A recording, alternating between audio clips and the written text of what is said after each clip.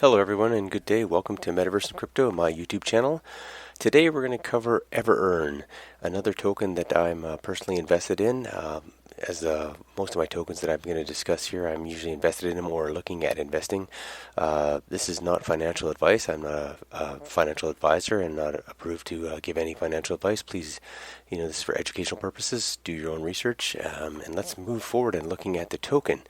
As you can see here, we're on the main web page for EverEarn, EverEarn.net.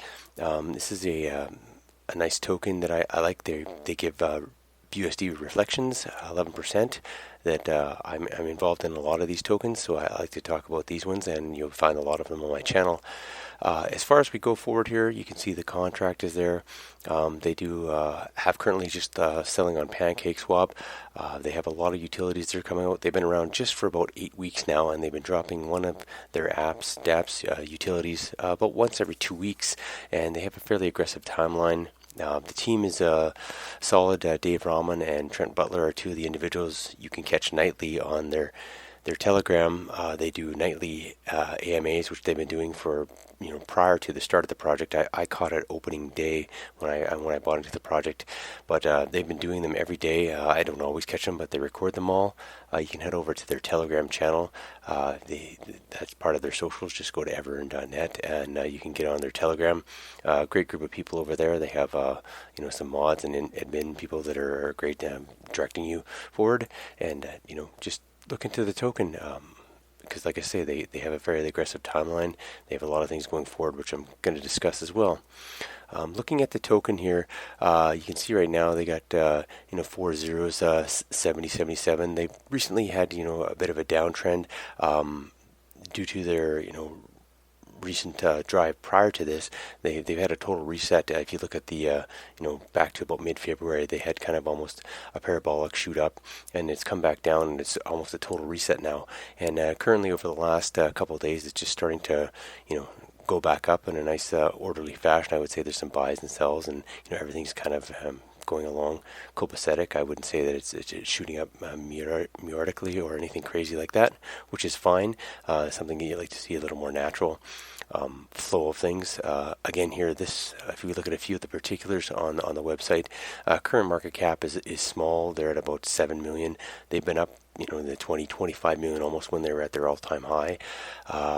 When you look at the supply of tokens for EverEarn, they have about 100 billion supply, and they did burn a number of these. We'll get into the tokenomics here shortly, but they've been doing buyback and burns.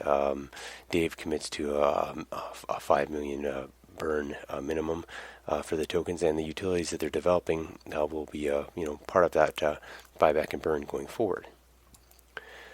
Now, things that we have as well, as far as the tokenomics of it, they have 11% BUSD rewards, as I mentioned. There's also a 1% auto generation for liquidity, 1% to buy back and burn, and then 2% for marketing. So 15% tax on the token when you're buying or selling, or even transferring into the wallet. So there is also I guess an anti-whale mechanism. I don't necessarily like but there's a maximum buy that you can have as well for the token to limit, but you just do multiple sells or buys, and you can get around that. One of the big purchases that I recall is somebody buying in with 254K in 3 different tranches when they were on that kind of rise back in February. It was kind of somebody, a big buyer came in and bought 3 tranches, and you just can do that, and same thing with selling. So when you look at the initial distribution of tokens, as I mentioned, there was 100 billion of tokens. They have 20% is locked for staking, which is coming up just shortly, another thing that we'll be discussing. 15% is locked for other exchanges, and they're very, I guess, systematic and methodical about where they want to go. Part of it is that you need tokenomics, so the large central exchanges like Binance don't support tokenomics right now, although with their joint venture with PancakeSwap, they do have some upcoming ways to get around that. we've seen with SafeMoon trying to get onto Mandalay. They couldn't do it, and they've kind of had to back away from that for a little bit. So there are, some of the larger central exchanges that have challenges around the tokenomics. There's the smaller ones that, of course, utilize this, and currently they're just on PancakeSwap, but they do have the liquidity available for this. 43% was a public pre-sale. They did a 15% initial burn, and they have a 5% marketing contest and competitions that's set aside, and then 2% pre-launch contest airdrops, which has already been distributed. And as I mentioned, there's an initial 15% of tokens burned at launch, but each day an additional minimum of 5 million tokens are being burned as well. So when that goes back into the wallet, which we can track, and has been one of the commitments that it would be a minimum 5 million per day. Now, as for some of the utilities that the token is trying to move forward, one of the initial things, they do have an NFT minter in place on the BSC chain. So this allows for one of the lowest cost NFT mintings possibilities. This is a version 1 of this DApp, and Dave, as part of the AMAs, he talks a lot about that these are kind of essential utilities. They have this minter, they have a wallet, they have staking, they're even going to get into farming. They have these basic utilities that every token should have. So they're developing these, and then they're going to version 2. So right now they have an NFT minter in place. They're going to develop a marketplace, and when they get to version 2 of the minter, that's when the tokenomics of it are going to come into place. Right now it's just a basic minter. You get charged a small fee, and you get your NFT into your wallet. But later on there'll be a little charge. You can either, if you purchase it with other tokens, has been discussed, you'll be charged a little bit, and that'll go back to buyback and burn. Or if you utilize your EverEarn tokens, it'll be slightly cheaper. But if you're using EverEarn tokens, then that incentivizes you to have to buy more, because if you're spending your EverEarn tokens, you'll need more in order to get your BSD rewards and keep minting or doing other activities along with the chain. So what else do we have? The early contract success features. I mentioned the anti-whale here, and I'll kind of get into that. With EverEarn a little bit, but it's designed to counteract those large buys. I'm not overly concerned with that. There's kind of ways around in and out of that, and right now the token is kind of got some strong activity both ways. And for me, as I say, for all my reflective tokens, I'm not overly worried if I'm confident in the team. I get paid either way, buys or sells. It's always nice to see my wallet value increasing, but for me, if I'm a long-term holder, which I am in pretty much every reflective token I haven't really sold any of my bag, and you need it up to the top. You're going to want to take some profits and move along, but for me it's kind of a long-term hold, and I want to get that passive income going for me. So we have those features that are there. Also, they have a dashboard which is available where you can see your tokens. You can see the amount of rewards that you'll get based on the current volume. So if you want to invest more tokens, you can see that if I had 10 million tokens per se, then what would I be getting in reflections, and also based on a current volume. Or if I wanted to buy into increasing my bag of tokens, you could actually see that it's going to take 6 months at a 300k volume to pay me back, or at a current say around 100k volume, it's almost a year to get my buyback, and that doesn't take into my initial investment. But that doesn't take into account the burn. As the supply decreases, you also get paid out more BUSD.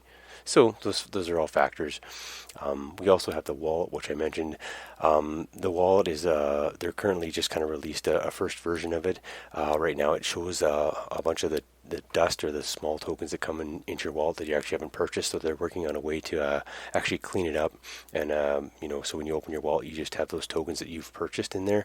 So you don't have to go in and click and hide them all. If anybody's ever been to PooCoin or anything like that, if you go in there, you click your wallet, then you have to put in the trash all those tokens, because you don't ever want to interact with those tokens that you haven't bought.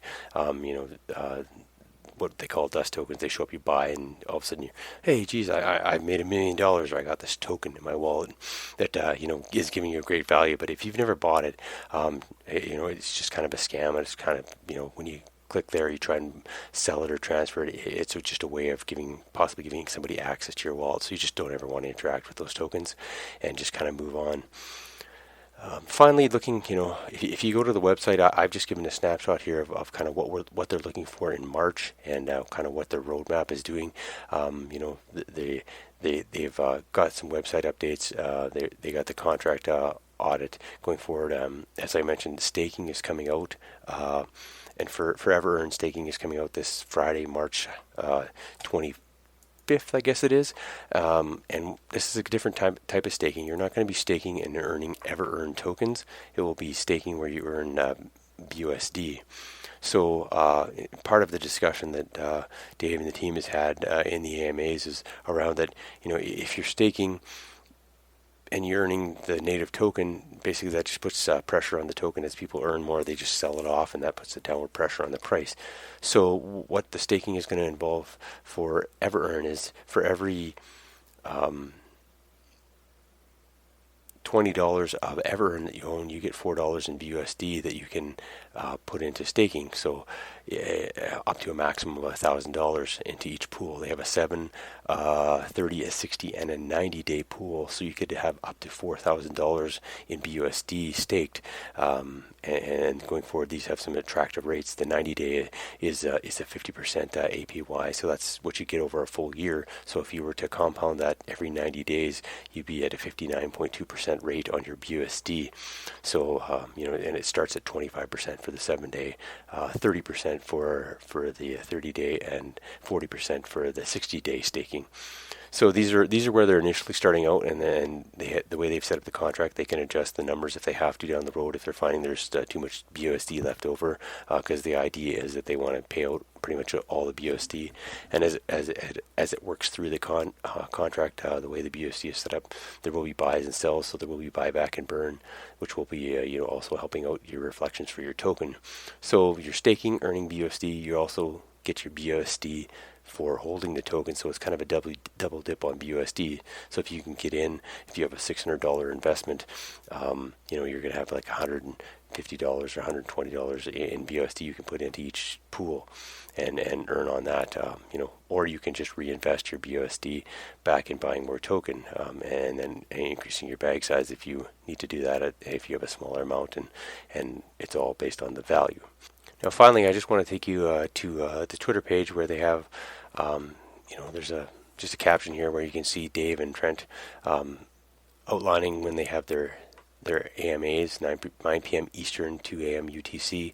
Every day, it's just newly simulcast on Twitter and Telegram. So like I said, join them on there. They're great to have discussions. They open it up. Usually the first 10 minutes is just information, and after that they follow up and open it up with questions for the community. I'd like to thank you for your time today. This is Gordon with Metaverse and Crypto, and we'll look forward to another episode in the near future.